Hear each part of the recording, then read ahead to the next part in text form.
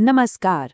कभी सोचा है कि ये जो हमारे फंडामेंटल राइट्स हैं, ये असल में हैं किसके खिलाफ? क्या ये सिर्फ किताबों में लिखी हुई कुछ अच्छी बातें हैं या फिर हमारी असली ताकत? तो आज हम संविधान के ठीक उन्हीं 4 आर्टिकल्स को खोद कर निकालेंगे। आर्टिकल्स 12 से 15, जो दरअसल हमारे न्याय की, हमारे जस्टिस की फाउंडेशन है। तो चलिए एकदम आसान भाषा में इसे समझते हैं।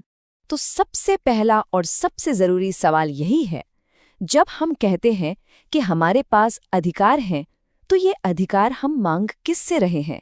हम इनका इस्तेमाल किसके खिलाफ कर सकते हैं? इस एक सवाल का जवाब ही आप देखिए हमारे संविधान की पूरी बनावट को तय कर देता है। देखिए, अपने अधिकारों को समझने के लिए पहला कदम है उस ताकतवर सिस्टम को पहचानना जिसके खिलाफ ये अधिकार एक ढाल की तरह काम करते हैं। और हमारा संविधान इसी सिस्टम को एक नाम देता है, राज्य, यानी द स्टेट। और आर्टिकल 12 ठीक इसी राज्य की परिभाषा हमें बताता है। तो ये राज्य है क्या चीज आखिर? आर्टिकल 12 के हिसाब से ये हर वो सरकारी बॉडी है जिसके पास पावर है। मतलब केंद्र सरकार से लेकर किसी शहर की नगर पालिका तक सब कुछ राज्य है। और सबसे जरूरी बात, ये सभी हमारे मौलिक अधिकारों का सम्मान करने के लिए कानूनी तौर पर बंधे हुए हैं, मजबूर हैं।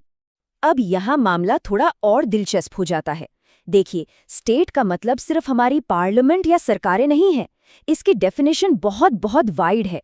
इसमें हमारी लोकल पंचायतें आती हैं, म्युनिसिपैलिटीज आती हैं, और सुनिए, LIC, ONGC, सेल जैसी बड़ी बड़ी सरकारी कंपनियां भी स्टेट ही मानी जाती हैं। मतलब सोचकर देखिए, अगर LIC किसी पॉलिसी में भेदभाव करती है तो उसके खिलाफ भी फंडामेंटल राइट्स के उल्लंघन का केस किया जा सकता है। इतनी ज्यादा पावर है इस एक शब्द स्टेट की परिभाषा में। ठीक है, तो ये तो समझ आ गया कि अधिकार किसके खिलाफ मिले हैं। पर एक सवाल तो अब भी है, इनकी रक्षा करेगा कौन? क्या होगा अगर राज्य खुद ही नियम तोड़ने लगे? और बस इसी सवाल का जवाब है आर्टिकल 13। ये हमारे मौलिक अधिकारों का एक तरह से सुरक्षा कवच है। एक ऐसी ढाल जो ये पक्का करती है कि कोई भी कानून इन अधिकारों को हमसे छीन नहीं सकता या उन्हें कमजोर नहीं कर सकता। आर्टिकल 13 की पूरी ताकत ना बस इस एक लाइन में छिपी है। अगर कोई भी कानून, कोई भी मौलिक अधिकारों के खिलाफ जाता है तो वो कानून रद्द, मतलब वॉइड माना जाएगा, शून्य। और यहीं से हमारी अदालतों को मिलती है जुडिशियल रिव्यू की जबरदस्त शक्ति, यानी वो किसी भी असंवैधानिक कानून को खारिज कर सकती हैं। तो इसका सीधा साधा मतलब ये है कि भारत में संसद नहीं, सरकार नहीं, बल्कि संविधान, द कॉन्स्टिट्यूशन इज सुप्रीम। कोई भी कानून, कोई भी ताकत इससे बड़ी नहीं हो सकती। और यही हमारे लोकतंत्र की असली नींव है। संविधान की इसी सर्वोच्चता की बुनियाद पर खड़ा है हमारा पहला और सबसे अहम मौलिक अधिकार, समानता का अधिकार, जिसे गारंटी देता है आर्टिकल 14।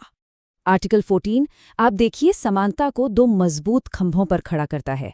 पहला है कानून के सामने बराबरी, जिसका एकदम साफ मतलब है कि कोई भी कानून से ऊपर नहीं है, चाहे कोई कितना भी अमीर या पावरफुल क्यों न हो। और दूसरा है कानून का बराबर संरक्षण, जिसका मतलब है कि एक जैसी सिचुएशन में फंसे लोगों पर कानून भी एक जैसा ही लागू होगा। इसे कहते हैं like should be treated alike. इसको ऐसे भी समझ सकते हैं कि कानून की लाठी सबके लिए एक ही साइज की है। वो किसी का बैंक बैलेंस या सरनेम देखकर छोटी या बड़ी नहीं हो जाती। भारत में हर नागरिक, हर एक इंसान कानून के दायरे में बराबर है। तो आर्टिकल 14 ने हमें बराबरी का एक बड़ा सिद्धांत दे दिया। लेकिन आर्टिकल 15 उस सिद्धांत को हमारी सड़कों पर, दुकानों में और हमारी रोजमर्रा की जिंदगी में लागू करता है। ये भेदभाव के खिलाफ एक सीधी और साफ घोषणा है। आर्टिकल 15 बिल्कुल साफ शब्दों में कहता है कि राज्य इन 5 आधारों पर किसी से भी भेदभाव नहीं कर सकता: धर्म, नस्ल, जाति, लिंग या फिर जन्म स्थान। ये 5 आप कह सकते हैं लक्ष्मण रेखाएं हैं जिन्हें कोई पार नहीं कर सकता, कोई इफ नो बट। और ये प्रोटेक्शन सिर्फ सरकारी दफ्तरों तक ही सीमित नहीं है। आर्टिकल 15 इससे भी एक कदम आगे जाता है। ये कहता है कि किसी भी नागरिक को किसी भी दुकान, होटल, कुएं, तालाब या किसी भी पब्लिक प्लेस में जाने से इन 5 आधारों पर रोका नहीं जा सकता। ये सिर्फ कानूनी नहीं बल्कि सामाजिक बराबरी की भी गारंटी देता है। मतलब एकदम साफ है, पब्लिक स्पेस में किसी भी तरह का भेदभाव गैर कानूनी है।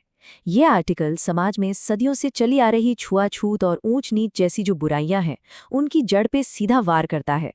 तो आर्टिकल 12 से लेकर 15 तक का ये जो सफ़र है, ये हमें दिखाता क्या है?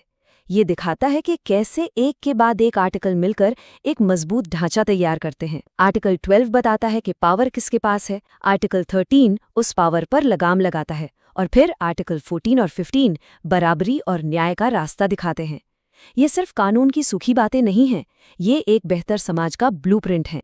तो आखिर में सवाल यही बचता है, क्या ये अधिकार सिर्फ संविधान की किताब में लिखे हुए कुछ शब्द हैं, या हमारे रोज की जिंदगी की एक जीती जागती हकीकत? और इन्हें हकीकत बनाने की जिम्मेदारी आखिर है किसकी? सिर्फ सरकार की, या हम सबकी भी? इस पर सोचिएगा जरूर।